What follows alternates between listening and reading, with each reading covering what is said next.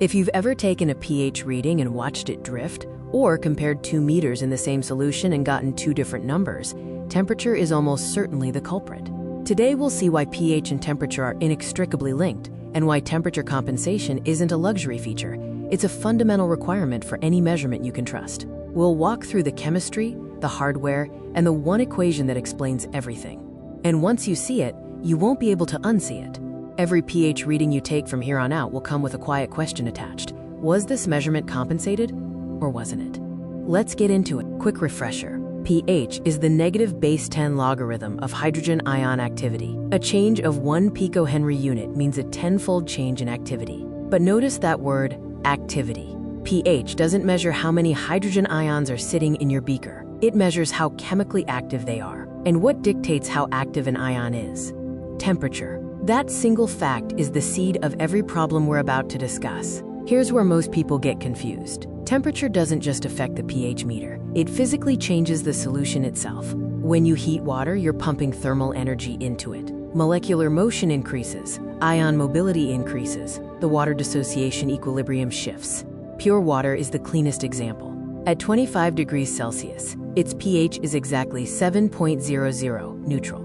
Heat it to 100 degrees, and its true pH drops to about 6.14. Cool it to 0 degrees, and its true pH rises to about 7.47. In all three cases, the water is still perfectly neutral. The H+ and OH- concentrations remain equal, but the pH number changes because the chemistry itself shifts with temperature. This isn't a meter malfunction. It's real, physical chemistry happening inside the sample. Now the hardware. A pH meter doesn't count hydrogen ions directly. It measures an electrical voltage, a millivolt potential, generated when H+ ions react with a special glass membrane at the tip of the electrode. The voltage generated per unit of pH, what engineers call the electrode slope, is itself temperature dependent. Change the temperature, and the slope changes. Without compensation, that voltage change gets translated into a false pH change, and your reading is wrong before you've even written it down.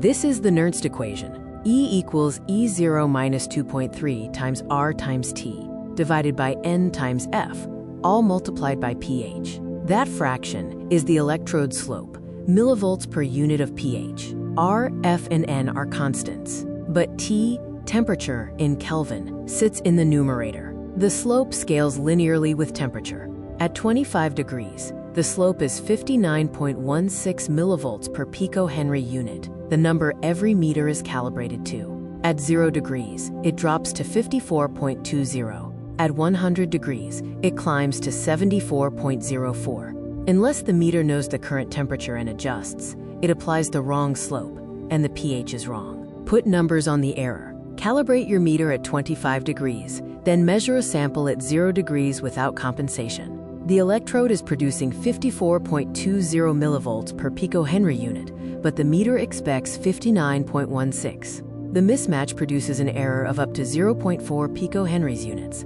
In pharmaceuticals, that's a failed batch. In brewing, that's a different beer. In environmental monitoring, that's a false compliance violation. An uncompensated reading isn't slightly off. It's decision grade wrong. Two distinct temperature effects are happening simultaneously, and they require two different corrections.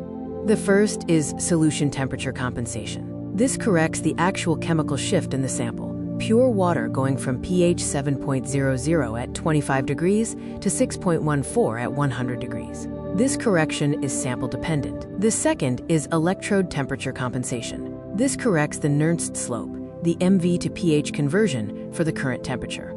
This one is universal. Every electrode follows the Nernst equation.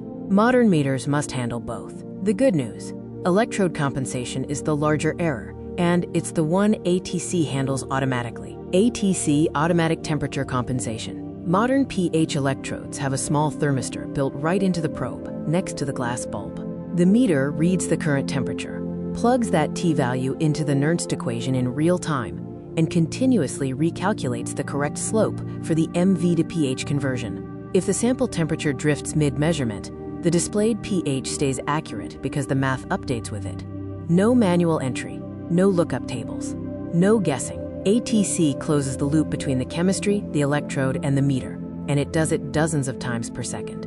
Even with ATC, 4 practices keep your readings trustworthy. 1. Calibrate near your sample temperature. Use buffers as close as practical to the temperature of the samples you'll actually measure. 2. Confirm ATC is on. Some meters default to manual TC, which assumes 25 degrees. Never accept that default. 3. Allow time for thermal equilibrium. A room temperature probe plunged into a hot sample will drift for several seconds until it catches up. 4. Avoid manual TC whenever possible. Reserve it for situations where your ATC hardware has actually failed.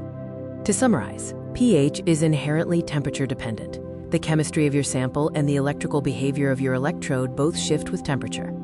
Without compensation, errors reach 0.4 picohenries units at temperature extremes, a decision-breaking error. Solution TC and electrode TC handle the two distinct effects, and ATC is essential, not optional. So the next time someone hands you a pH reading, ask one question first. Was this compensated? If they hesitate, the number isn't worth the paper it's written on. Thanks for watching. If this was useful, there's more lab measurement content on the channel. I'll see you in the next one.